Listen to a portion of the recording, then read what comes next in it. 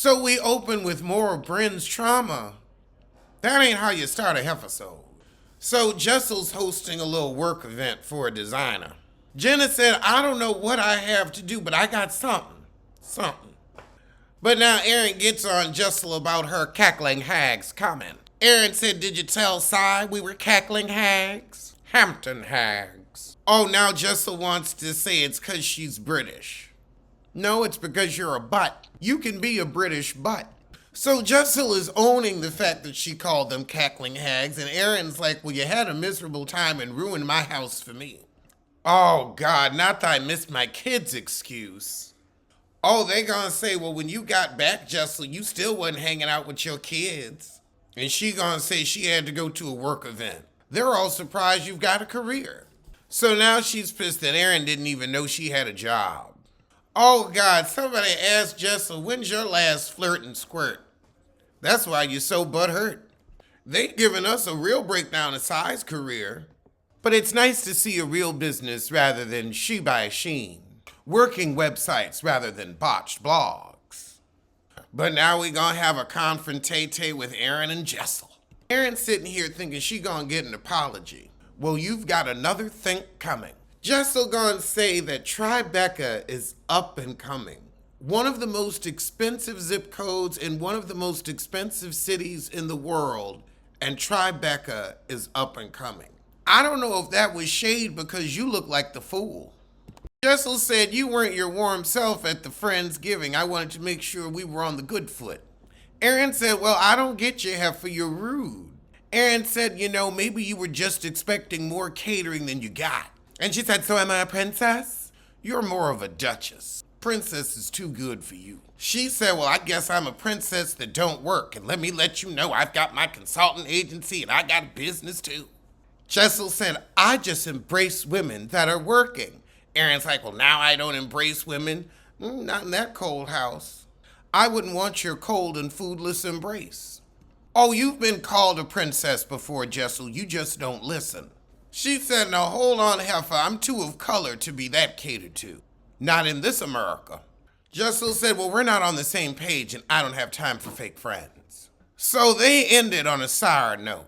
Sour is Jessel's attitude. After that, we got one of Jenna's friends dropping by. So this heifer's selling her crap on Instagram. So now we got Bryn and Cy out of coffee. Oh, Bryn's in a chess tournament. Okay, smart heifer. So Jessel's called Bryn and complained about Aaron. So now Aaron shows up. So first she starts with the fact that Jessel thinks Tribeca is up and coming. I don't know where it's going. Then Aaron's like, she called herself a princess, which should let you know you might be guilty. So Bryn and Cy are over Jessel too because she won't take accountability.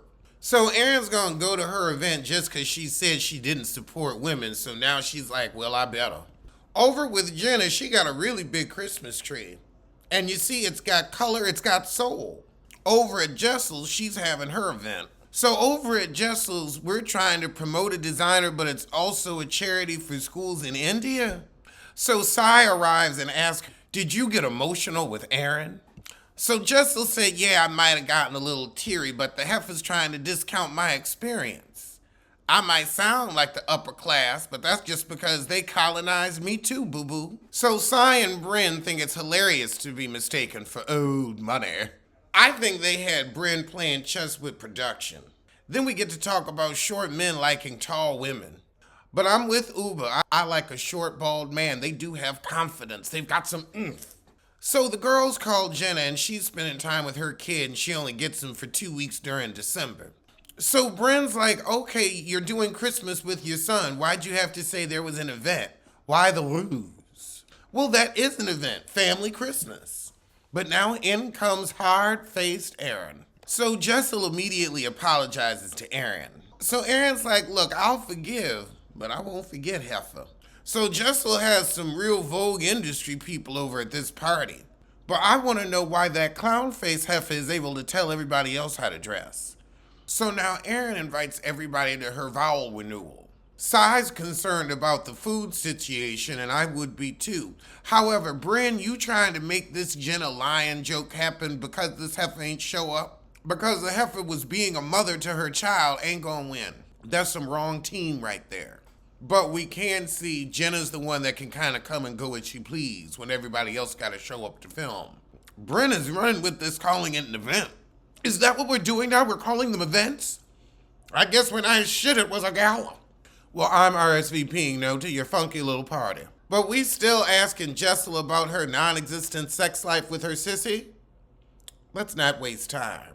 So the next episode, they're going to an actual gala. All right, well, that was the shit.